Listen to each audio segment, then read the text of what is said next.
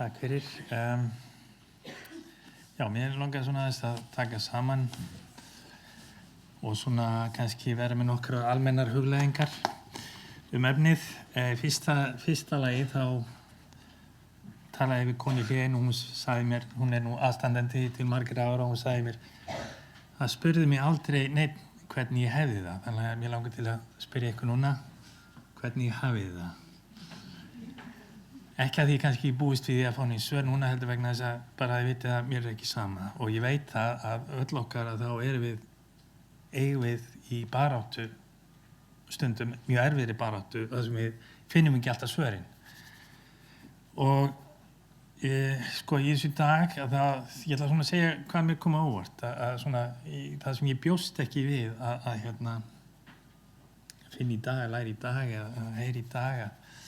Eitt var hvað aðstandendur hafa sömu sögu að segja og notendur eða þeir sem eru sjálfur við gerðan erfiðleika að stríða að svona viðmót sem þeir mæta af kerfinu ekki að mikið laga og eitthvað fyrir svona starfsmenn kerfisins hvað sem þeir eru í geðheilbrigðiskerfinu til að læra að og hlusta og reyna að bæta úr.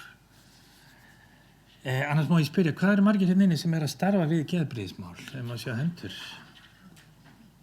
Svolítið stór hluti eru. En svo en hvað eru margir hérna sem eru einhverjir læknar hérna inni? Einn læknir, ok. Það svolítið það svona hópur sem hefur ofboðslega mikil völd í þessum geira og mikið að segja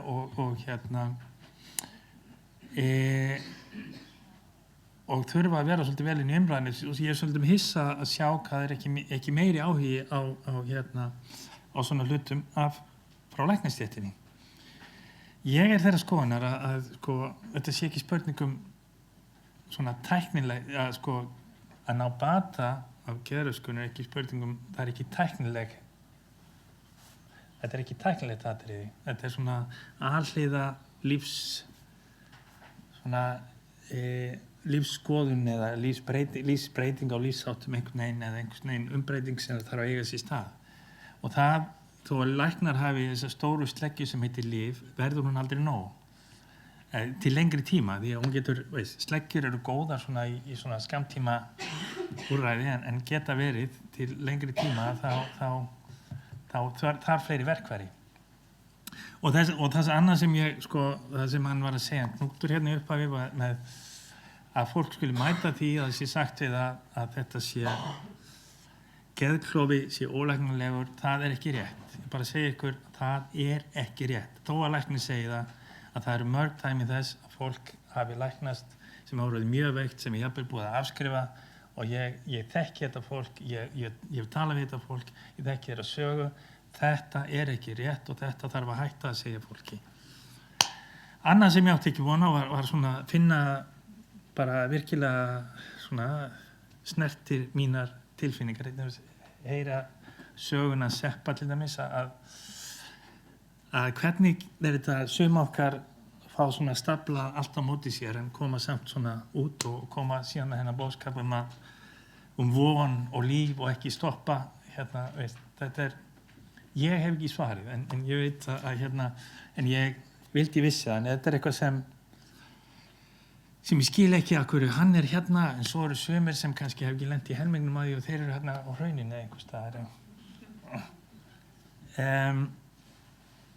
Þetta eru svona og allar þessar frásagnir voru líka svona einhvern hátt sem ég lærði að þeim að þetta snertir eitthvað svona mjög djúpstætt hjá okkur og ég ætla aðeins að svona deila með minni reynslu að ég og þetta með að svara heiminum ábyrgð og allt þetta fyrir nokkrum vikum gerði ég svona smá tengingu sem ég hef búin að tala ensku býsna lengi og bara nokkuð góður og vinn mikið við svona mína vinnu við það tungumál en ég hef aldrei gert mig grein fyrir ensku að svara kalla response ábyrgð hins vegar heitir responsibility. Það að segja ábyrgð svaranleiki að geta fundið svörin og ég ég var í þeirri stöðu í svona einhver 20-25 ár að ég fann ekki svörin. Og það öðruvís að segja, sko, ég fann ekki svörin en að segja ég var óábyrgur. Það sé að það var ákveðin svona hnútur, ákveðin kökkur í mínu lífi sem ég fann ekki svari við. Og ég held að, sko, fyrir þá sem er að eiga við einhvers konar gerðana erfiðleika, þá snýst þetta það. Sumir finna það fljótt og vel og rúli í gegn og aðra tekum það lengri tíma og það er mikilvægt við séum ekki að afskrifa fólk. Ég fyrir nokkrum árum var í bar þeirrar gæfuaðnjótenda. Ég svona hélt utan hóp sem voru aðstandendur og svona hópur, sjálfshjálparhópur sem hittist vikulega og þetta svona voru þetta mestuleyti mæður sem voru auðvitað að berjast við hvernig þær getur svara sínu kringumstæðum sem voru eiga síni, sem voru að fást við veikindi og gekk misjafnlega vel og allt þetta sem hefur verið að tala hérna dag kom fram, sko, að sumar hvenær ég að stíga mikið inn í, hvenær ég að stíga lítið inn í og frá því að einhver átti við vímuefnavandræði og þyrfti bara að loka á. Þetta var bara það voru svona alls konar svör og þetta er ekki einfalt og þegar ég fór sjálfur að gera fór í minn rannsóknarleiðangur, minn svona persónulega rannsóknarleiðangur, þá sá ég líka að mín saga, það sem ég var að fást við, var ekki bara mitt, þetta var mín fjölskylda. Ég var bara svona birtingamynd af einhverju sem var brestur í minni fjölskyldu og það var ekki bara þessi kynslóð, heldur þetta var, ég átti mjög svona meiningar mikið samtal við móður mína fyrir 2-3 árum síðan og það sem við fórum í gegnum þetta og þá heyrði ég allar mömmurnar og langamanna og vanvirknina í fjölskyldunni sem bara skilaði sér áfram til kynslónu. Ég held að einhverju leyti sé verkefnið okkar allra, hvort sem við erum með einhverja formlega greiningu eða hvort sem við viljum líta á okkur sem aðstandanda eða einhver sem hafa gerfilega erfiðleika að stríða. Einhvern þátt verðum við að fást þessi mynstur og reyna að vinna úr þeim og skila einhverju öðru. Ég skila þið ekki áfram, allavega ekki þessum slæmu tilfinningalegu hlutum áfram. Það er svo stutt síðan við vorum í þessum skelfilega erfiðu lífsaðstæðum, það sem við þurftum að loka á allar tilfinningar bara til þess að komast af. Það var svo hörð lífsbarátta. Í dag erum við kannski að því að þetta er svo stutt síðan, þá erum við ennþá að svona fást við ákveðna svona tilfinningilega blindu, að við svona leyfum okkur ekki að upplifa hluti eða að tjá hluti og þetta partur í því er að tala um það að vera aðstandandi geðsjúkra. Það líka, og það er annað sem sem eru við geðræna erfiðleika stríð og hinir sem eru titla sig aðstandendur að þeir eru sameiginlegt að það er að upplifa þennan vanmátt. Það er þessi vanmáttur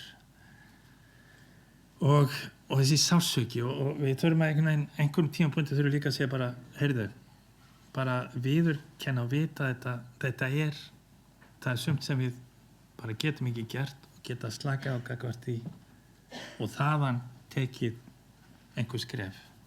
En ekki að byrja á því bara að segja, ok, bara drífa í þessu, gerum eitthvað, heldur að við verðum svona aðeins að leyfa okkur að upplifa líka. Við Íslendingar kunnum alveg að vera duglegir, sko, en við þurfum kannski að læra meira að vera að upplifa hluti.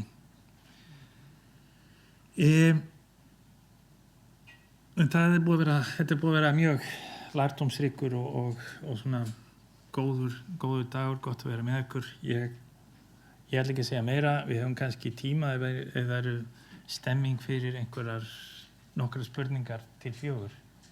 Og svona ef við aðeins improviserum. Takk fyrir.